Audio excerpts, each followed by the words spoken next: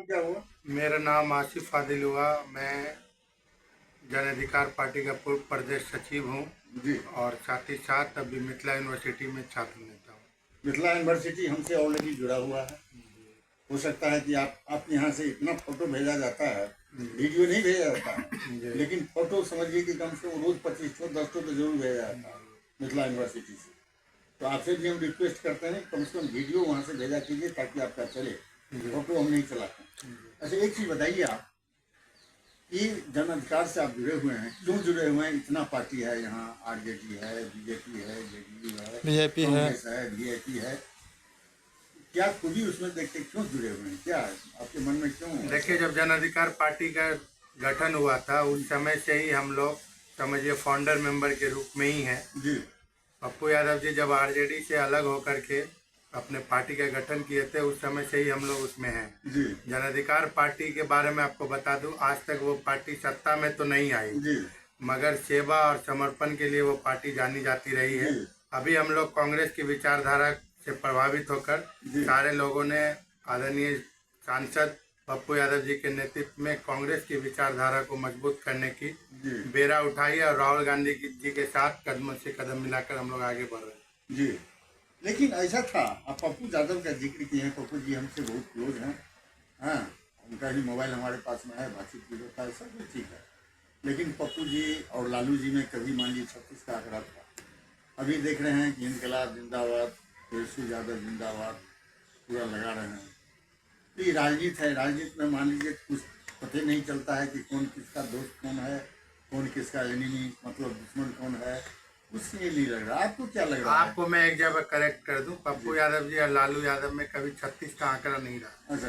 पप्पू यादव जी हमेशा लालू यादव को अभिभावक तुल्य, गार्जियन तुल्य मानते हुए आए हैं। उन्होंने हमेशा अपनी कुर्बानी लालू यादव के लिए दी है।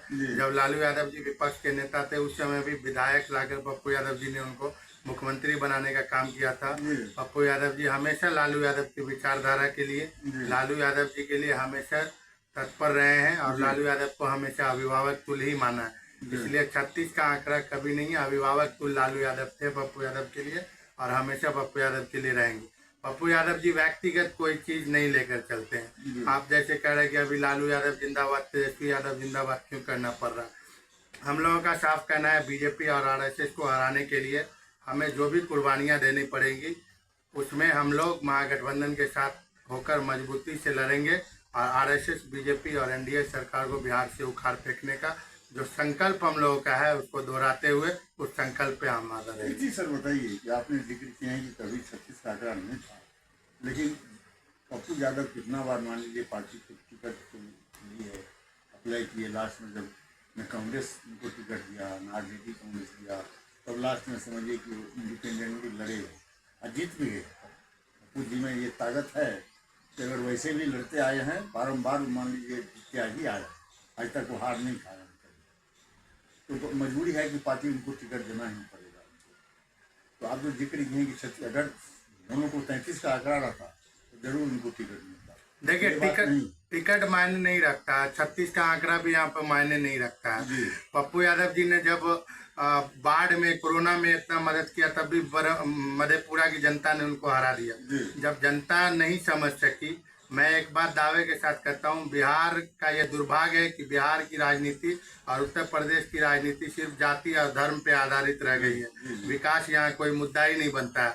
यही पप्पू यादव जी अगर साउथ से होते, अपितु मतलब कहने का मतलब है तमिलनाडु से या आंध्र प्रदेश से या तेलंगाना से होते, जितना पप्पू यादव जी अपने कामों के लिए जाने जाते हैं और जितना जनता के हक हुकूक की लड़ाई लड़ते हैं, हमेशा सेवा भाव और मदद करते हैं, अगर वो साउथ से होते तो जरूर वो सीएम और डिप्टी सीएम होते। बिल्कुल सही है कि पप्पू जी अपना जेब से, अपना प्रॉपर्टी बेच के, अपने तरफ से खुद कह रहे हैं कि हमने रोज 10 लाख रुपया बांटते हैं। नहीं 10 लाख, कम से कम 2 लाख भी तो जरूर बांटते हैं, इसमें तो कोई शंका नहीं। और पप्पू जी को ये भी नहीं है कि हम एमएलए एमपी बनेंगे तो इतना लूटेंगे कमाएंगे, वो उनमें नहीं। यहाँ बिहार में ही समझिए कि अभी चाहे आरजेडी का सरकार हो या जेडीयू की सरकार हो या कांग्रेस की हो चाहे बीजेपी, किसी का हो, भ्रष्टाचार पराकाष्ठा पर पहुँच गया। ये भ्रष्टाचार कैसे दूर होगा नेताजी, बताइए आप। इसको दूर करने के लिए यहाँ न कोई जात है, न कोई कौम है, न कोई, एक भ्रष्टाचार जो है एक सबके लिए है। कोई भी सबसे पहले भ्रष्टाचार को दूर करने के लिए जनता को अपनी मानसिकता ठीक करनी होगी। 100% आपको सही कैंडिडेट का चुनाव करना होगा। कौन आपके हक हुकूक की लड़ाई लड़ता है, कौन धरातल पर उतर कर आपके लिए कार्य कर सकता है। आप अपने मताधिकार का प्रयोग जब सोच समझ के करेंगे, अच्छे लोगों को चुनेंगे, तो निश्चित ही भ्रष्टाचार दूर होगा।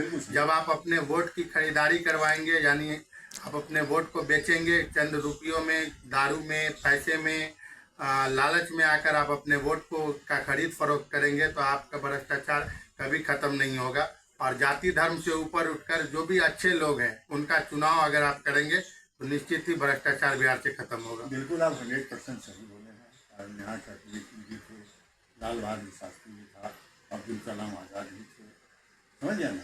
यहाँ एक से एक नेता आया है जिनके पास में एक पैंट शर्ट था, वो प्रेसिडेंट ऑफ इंडिया थे, 2 पैंट शर्ट उनके पास में था, एक VIP था, समझिए ना। लेकिन एक से एक आया कर्पूरी ठाकुर के पास में वही साधारण धोती कुर्ता एकदम सा, जो न कभी एक कप नहीं लिए घर बना सके, न एक गाड़ी ले सके। लेकिन अब तो समझिए कि राजनीति को एक बिजनेस हो गया है कि 5 किलो गेहूँ छीटो और 5 क्विंटल गेहूँ कमाओ।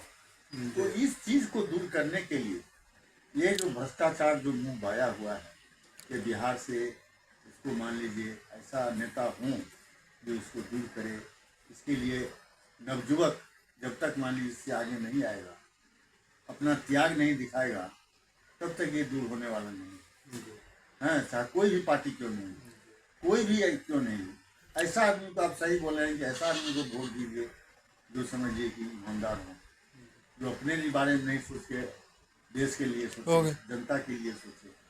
हाँ, ये आपने 100% सही बोला। सर एक बार फिर अपना नाम लीजिए आप।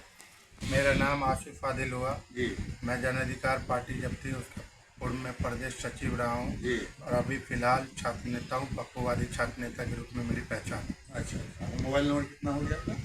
7282087542। धन्यवाद।